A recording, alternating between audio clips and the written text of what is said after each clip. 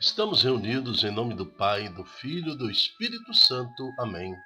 Reflexão do dia, dia 3 de abril de 2023, segunda-feira da Semana Santa, cor litúrgica roxo. Santo do dia, São Luís Scrozop, 1844, Itália. Ele abandona sua vida, dedica-se ao resgate do pobre, daquele faminto, doente na rua, e constrói assim duas ordens para amparar toda esta população abandonada pelo poder vigente da época, mas em meio à unificação da Itália e também sobre a influência do humanismo, uma filosofia que permeia por toda a Europa, que vai resultar na Revolução Francesa, e começa aí o modernismo, o distanciamento do homem em relação a Deus. Isso também acontece na Itália. Quando a Itália começa a se unificar e se constituir como nação, ela se volta contra a igreja. E em muitos lugares o catolicismo foi perseguido, a igreja católica foi perseguida dentro da própria Itália. E o São Luís sofre essa perseguição e vê parte da sua obra perseguida e destruída, com os seus recursos materiais em favor do pobre totalmente destruído. Mas ele dá um grande exemplo de fé e devoção ao Senhor. Nosso querido Santo Intercessor, conceda-nos a graça de viver sob a tutela da providência, que tudo o que fizermos esteja debaixo da vontade de Deus. Isto te pedimos e cremos que nos ensinará a viver desta forma, pelo nome de Jesus. Amém. Ó Senhor, o Senhor é minha luz e salvação. Assim fala o responsório de hoje. O Senhor é minha luz e salvação. Assim vivia São Luís. O Senhor é minha luz e salvação. Quando avançam os malvados contra mim, querendo devorar-me, são eles inimigos e opressores que tropeçam e sucumbem. Então nós vemos na história do santo de hoje a realidade desta palavra.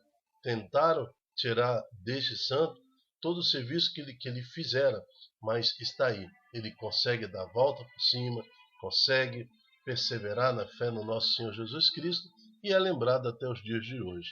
O Senhor é minha luz e salvação. Então eu quero orar especificamente por você que está passando por esse problema, ou uma dificuldade, ou perseguição. O inimigo aqui pode ser uma situação financeira, pode ser uma situação de doença na casa, de falta de acordo.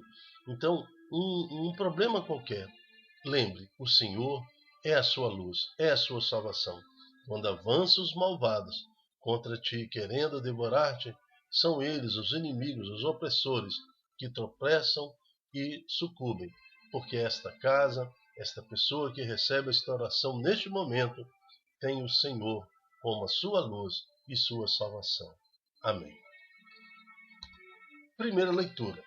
A leitura está em Isaías 42, de 1 a 7, nessa Semana Santa. Aqui o profeta lembra a figura de Jesus. Então, é um texto bíblico que vai falar da característica de Jesus. Eis o meu servo, eu recebo, eis o meu eleito. Ele se compraz na minha alma, pus meu espírito sobre ele. Ele proverá o julgamento das nações. Ele não clama, nem levanta voz, nem se faz ouvir pelas ruas. Então, é a característica do servo do Senhor. Está falando do servo do Senhor. Então, mais uma característica que o Senhor fala de Jesus. Ele se compraz na alma. Eu pus nele o meu espírito. Ele proverá o julgamento das nações. Não quebra uma cana rachada, nem apaga um pavio que ainda fumega. Então, olha a misericórdia do Senhor. Qualquer centelha de esperança no nosso coração já é um motivo para Deus agir a favor de cada um de nós. Mas proverá o julgamento para obter a verdade. Não esmorecerá, nem se deixará abater, enquanto não estabelecer a justiça na terra. Os países distantes esperam seu julgamento. Olha o versículo 3, como é que ele se liga plenamente com o salmo de hoje, né? O Senhor é minha luz e salvação. Quando avançam os malvados contra mim, querendo devorar-me, são eles os inimigos opressores que tropeçam e sucumbem. Olha como o versículo 3 está ligado. Não quebra uma cana rachada, nem apaga um pavio ainda que fumega, mas proverá os julgamentos para obter a verdade. Não os esmorecerá, nem se deixará abater, enquanto não estabelecer a justiça na terra. Os países mais distantes esperam seus ensinamentos. Por isso que nós temos esse tempo de misericórdia entre a ressurreição do Senhor Jesus, a instalação do reino de Deus e a segunda vinda do Senhor Jesus. É um tempo de misericórdia, mas também um tempo que serve para que os filhos de Deus se revelem e também aqueles que não aceitam Deus também se revelem, para que o julgamento aconteça no fim dos tempos. Isso diz o Senhor Deus, que criou o céu e estendeu, firmou a terra e tudo que dele germina, que dá respiração aos seus habitantes e o sopro de vida ao que neles se move. Eu, o Senhor, te chamei para a justiça e te tomei pela mão. Eu te formei e te constituí como um centro de aliança do povo, luz das nações, Cristo Jesus, para que abrires os olhos dos cegos, tirar os cativos da prisão, livrar do cárceres os que vivem nas trevas. Palavra do Senhor, graças a Deus. Mais uma profecia de Isaías falando de Jesus, a característica do servo, daquele que vem em nome do Senhor. Ele não clama, nem levanta a voz, nem se faz ouvir pelas ruas. Então, não há exigência da parte de Deus assim para a sua conversão. A sua conversão deve ser de livre e espontânea vontade, usando do livre-arbítrio, da vontade que Deus lhe deu, de total liberdade para aceitar ou não aceitar Cristo Jesus em sua vida. Mas, pelo nome de Jesus, pedimos a Deus Pai Todo-Poderoso que derrame sobre nós um espírito da verdade, um espírito da luz, capaz de nos seduzirmos à vontade de nosso Deus, para que sejamos livres de todo o pecado e restaurados na ressurreição final. Amém. Evangelho. O Evangelho está em João, capítulo 12, de 1 a 11. O Senhor esteja convosco, Ele está no meio de nós. Proclamação do Evangelho de Jesus Cristo segundo São João. Glória a vós, Senhor. 6 dias antes da Páscoa, Jesus foi a Betânia, onde morava Lázaro, que ele havia ressuscitado dos mortos. Ali ofereceram a Jesus um jantar. Marta servia e Lázaro era um dos que estavam à mesa com ele. Maria, tomando quase meio litro de perfume de nardo puro e muito caro, ungiu os pés de Jesus e enxugou com seus cabelos. A casa inteira ficou cheia de perfume de bálsamo.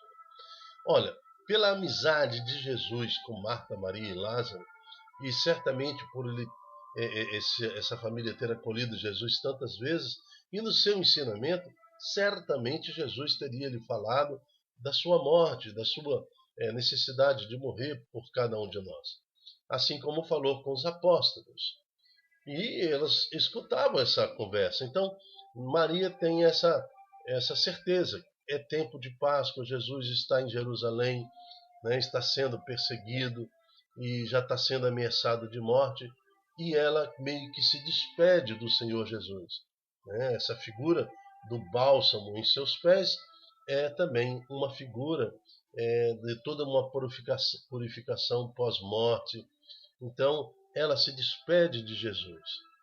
Nosso coração também tem que estar assim, na espera do Senhor, na certeza do Senhor, na expectativa do Senhor, assim como nos ensinou Maria. Então falou Judas Iscariotes, um dos seus discípulos, aquele que havia de entregar Jesus. Por que não vendeu este perfume por 300 moedas de prata para dá-las aos pobres? Judas falou assim, não porque se preocupasse com os pobres, mas porque era um ladrão. Ele tomava conta da bolsa comum e roubava o que se depositava nela. Então, nesse versículo 4, nós vemos também a figura, a expressão do anticristo. O anticristo, na época de Jesus, era toda uma corte religiosa e do poder instituído das nações que não aceitaram a presença de Deus. Portanto, formaram ali um movimento anticristo. E o anticristo do tempo moderno, esse que é previsto no livro do Apocalipse e que virá com falso discurso, também há de surgir dentro da igreja.